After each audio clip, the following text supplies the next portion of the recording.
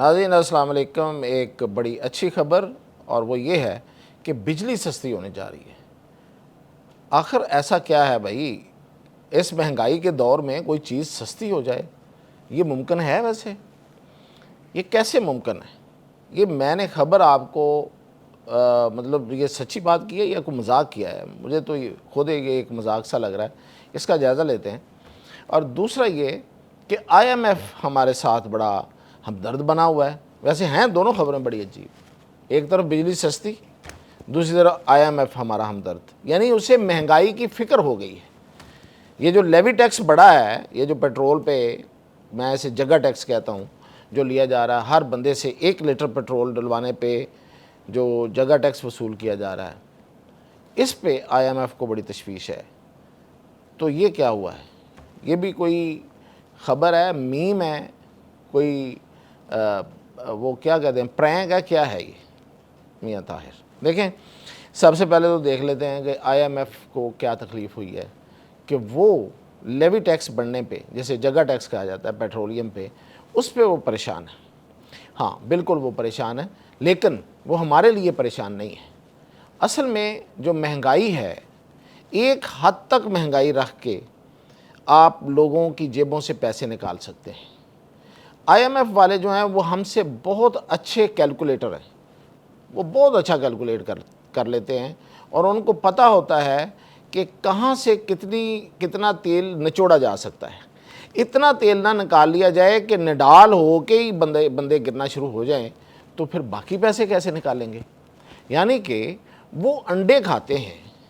وہ مرغی ذبح نہیں کرتے۔ وہ کہتے ہیں سونے کے انڈے لے لو، مرغی ذبح نہ کرو۔ تو یہ ہمارے حکمران جو ہیں، یہ تو مرغی ذبح کرنے پہ آئے ہوئے ہیں، اور انہوں نے یہ تو لیوی ٹیکس بڑھاتے جا رہے ہیں، لوگ مر جائیں ان کی بلا سے۔ انہوں نے ان کی اپنی نالائکیاں ہیں، اصل میں یہ نالائکی ہے جس کو وہ اس طرح سے پورا کر رہے ہیں، یعنی کہ وہ ٹیکس اکٹھا نہیں کر سکے جہاں سے کرنا چاہیے تھا۔ اس کی بہت سی ریزنز میں نے آپ کو بتائی ہیں، جیسے کہ اس میں مسلم لیگ نون کا ووٹر سپورٹر ہے، کہ ریٹیلرز میں آتا ہے، ہول سیلرز میں آتا ہے، یہ جو بڑے بڑے دکاندار بیٹھے ہوئے ہیں، بڑے بڑے ان کے پیچھے گودام ہیں جس میں پتہ نہیں کروڑوں روپے سے زیادہ مال انہوں نے رکھا ہوا ہے، اس پہ ٹیکس ایف بی آر نہیں لے پاتا۔ لاہور میں 10 بیکریز ہیں اور اس سے زیادہ سینکڑوں ریسٹوران ہیں جو نقد پیسے وصول کرتے ہیں، وہ پرچی نہیں بنا کے دیتے، اور جو پرچی بنا کے دیتے ہیں وہ 2 نمبر بنا کے دیتے ہیں، ماں سوائے اس کے کہ آپ کارڈ پہ جا کے پیمنٹ کریں۔ اب ہمارے ہاں یہاں پہ جو ریسٹوران پہ جانے والے ہیں لوگ، وہ وہی تاجر ہیں جو پہلے خود اپنا ٹیکس نہیں دیتے، پھر وہ نقد پیسے جیب میں ڈال کے اتنی دتیاں 5-5 ہزار کی وہ جیب میں ڈال کے وہ ایک بازاروں پہ بیٹھ کے کاٹن کا سوٹ پہن کے وہ ریسٹوران میں چلے جاتے ہیں، پورا جناب خانوادہ ساتھ لیا ہوتا ہے، اور ادھر ایک آرڈر ہوتا ہے ایک لمبا چوڑا جس پہ 50-50 ہزار روپے کا ایک دن کا ایک ٹائم کا بل بن جاتا ہے، اور پھر وہ جو بل ہے وہ جیب سے نکال کے وہ ادا کیا جاتا ہے، کوئی کارڈ شارڈ نہیں ہے، اس لیے کہ وہ خود اس پروسیس سے ہے ہی نہیں، ان کا کاروبار ہی ٹیکس اور آن لائن جو ان کی رجسٹریشن ہے کاروبار کی، اس سے باہر ہے، یعنی کہ وہ پاکستان کے ٹیکس نیٹ سے باہر ہیں، وہ باغی ہیں، وہ اس نظام کے باغی ہیں، اس کو کوئی نہیں پکڑ سکتا، وہ جگے ہیں اس نظام کے۔ تو وہ اسی لیے پھر وہ جہاں جاتے ہیں وہ پیٹرول ڈلواتے ہیں، وہ جا کے ریسٹورنٹس میں جاتے ہیں، وہ شاپنگ کرتے ہیں، دل کھول کے کرتے ہیں، وہ امپورٹڈ چیزیں خریدتے ہیں الفتح پہ اور اس طرح کے سٹوروں پہ جا کے ان کے بچے اور وہ، لیکن وہ نقد پیمنٹ ہو رہی ہوتی ہے، اور نقد پیمنٹ جو ہے یہ یاد رکھیے یہ ہمارے ٹیکس نیٹ میں نہیں جاتی ہے، اور جب ٹیکس نیٹ میں نہیں جاتی ٹیکس وصول نہیں ہوتا۔ جب ٹیکس وصول نہیں ہوتا کن سے بلا؟ اب دوبارہ یاد کریں، میں تھوڑا سا رپیٹ کرتا ہوں، کن سے وصول نہیں ہوتا؟ یہ بڑے بڑے سٹوروں سے، یہ بڑے بڑے ہول سیلر سے، یہ بڑے بڑے تاجروں سے، یہ بڑے بڑے دکانداروں سے۔ جب ٹیکس وصول نہیں ہوتا تو پھر حکومت نالائق، حکومت جان بوجھ کے آنکھیں بند کرتی ہے، کچھ اپنے ووٹر سپورٹر کو بچانے کے لیے، کچھ رشوت، اور کچھ پھر ان کی اپنی سسٹم کی نالائکی، اور وہ جو بوجھ ہے وہ میرے اور آپ سے وصول کیا جاتا ہے۔ یعنی کہ ہم 1 لیٹر پیٹرول پہ لیوی ٹیکس دیتے ہیں، اور وہ جگہ ٹیکس اس لیے لگتا ہے کہ وہ جو خسارہ ہوتا ہے نا، جو آئی ایم ایف نے کو برداشت نہیں ہے، جو آپ ٹیکس وصولی سے پیسے اکٹھے نہیں کر سکے، تو وہ پھر آپ اس طرح سے لوگوں کی جیبوں میں ہاتھ ڈال کے آپ جگہ ٹیکس لیتے ہیں پیٹرول پمپوں پہ، اور اس سے آپ اپنے بجٹ کا خسارہ پورا کرتے ہیں۔ اس پہ آئی ایم ایف کو تکلیف ہوئی ہے۔ تکلیف ان کی یہ ہے کہ بھئی ٹیکس کیوں نہیں لے رہے؟ یہ جو اس طرح سے ٹیکس لے رہے ہیں، اس سے تو جو عام آدمی ہے جس کی قوت خرید پہلے ہی ختم ہو چکی، ابھی آپ دیکھیں یہ عید پہ کیا حالات، میں اور آپ سب گواہ ہیں اس چیز کے، نہ مارکیٹوں پہ رش ہے، نہ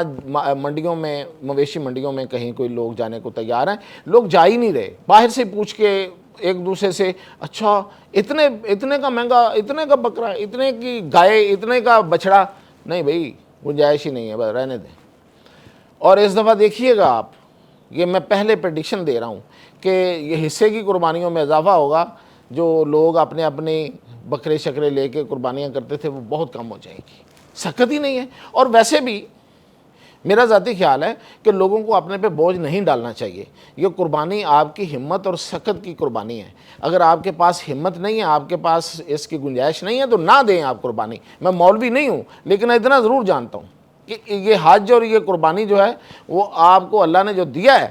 جو آپ کی جیب میں ہے اس میں سے ہے، اور اگر وہ نہیں ہے تو زور زبردستی نہ کریں، اپنے بچوں کا رزق نہ چھینیں اس شو آف کے سلسلے میں۔ اس لحاظ سے یہ شو آف ہو جاتا ہے، ویسے تو یہ قربانی ہے، یہ فرض ہے اور بڑا ثواب کا کام ہے، لیکن اگر آپ اپنے زور زبردستی اپنے ساتھ کریں گے، اپنے بچوں کا رزق تنگ کریں گے، تو پھر یہ ٹھیک نہیں ہے۔ تو یہ ہے اصل میں جس کی وجہ سے آئی ایم ایف جو ہے وہ پریشان ہے،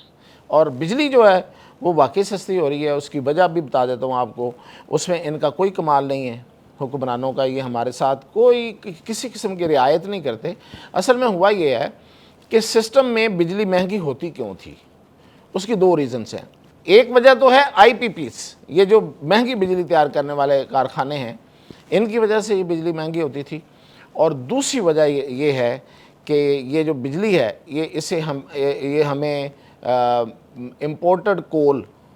یعنی کہ جو کوئلہ باہر سے ہم منگواتے ہیں اس سے بھی تیار ہوتی تھی کچھ بجلی گھروں میں، اور کچھ میں یہ تیار ہوتی ہے ایل این جی پہ، جو کہ آج کل بند ہے، اور پھر فرنس آئل۔ یہ تینوں جو چیزیں ہیں ان پہ جو بجلی تیار ہوتی ہے یہ مہنگی بجلی ہوتی ہے۔ اب مسئلہ یہ ہے کہ جب یہ تیار ہو جاتی ہے، کیونکہ ہمارے ایگریمنٹ ہے ان کے ساتھ، جب تیار ہو جاتی ہے تو پھر ہمیں یہ لینی پڑتی ہے، تو وہ مہنگی بجلی ہوتی ہے، تو وہ پوری بجلی کو مہنگی کر دیتی ہے۔ یہ والی جو بجلی مہنگی بجلی ہے 3 چیزوں سے بننے والی، یہ پوری بجلی کو مہنگی کر دیتی تھی، اس وجہ سے بجلی مہنگی تھی۔ اب اس دفعہ ہمارے پہ اس جنگ کا ایک تھوڑا فائدہ سمجھیں، کیونکہ ہر شر میں خیر ہوتا ہے اور ہر خیر میں کہیں چھوٹا سا شر بھی ہوتا ہے، تو یہ ہے تو پورے کا پورا شر یہ جو جنگ ہے، لیکن اس میں خیر یہ نکلی ہے کہ اب فرنس آئل بند ہو گیا باہر سے آنا، ایل این جی بند ہو گئی، امپورٹڈ کول بند ہو گیا، کوئلہ،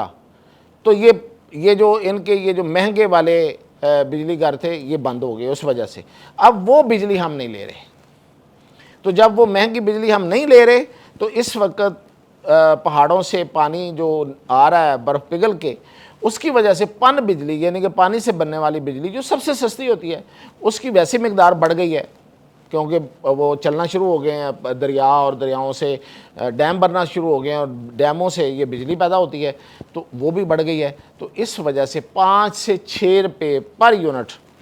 یہ بجلی سستی ہو رہی ہے، لیکن یہ بیسکس میں نہیں ہے اس کی سستا ہونا، یہ اوورآل آپ کے بل میں سے 5 سے 6 روپے پر یونٹ اب آپ کو اگلے بل میں، اس بل میں نہیں اگلے بل میں آپ کو یہ بجلی سستی ملے گی۔ اور دوسری وجہ جو ہے وہ آپ جانتے ہی ہیں کہ ہمارا جو سولر ہے اس نے ہمیں بڑا بچایا ہوا ہے، اور سولر کی وجہ سے بجلی کی کھپت بھی کم ہے، تو جتنی بجلی ہے وہ اب سستی ہے۔ مہنگی بجلی کا پورشن جو ہے وہ اس لیے نکل گیا کہ وہ چیزیں امپورٹ نہیں ہو رہی، باہر سے آ نہیں رہی، رکی ہوئی ہیں، تو وہ مہنگا حصہ نکلا ہوا ہے، سستے والا موجود ہے، اور سستے میں سے ایسا حصہ وہ موجود ہے کہ جو ہمیں اویلیبل ہے، یعنی کہ سولر بھی ہے اور وہ بھی ہے، تو اس وجہ سے ہمیں یہ بجلی اب سستی ملے گی، لیکن کتنے مہینوں تک یہ کچھ نہیں کہا جا سکتا۔ یہ تھی اب تک کی اپڈیٹ۔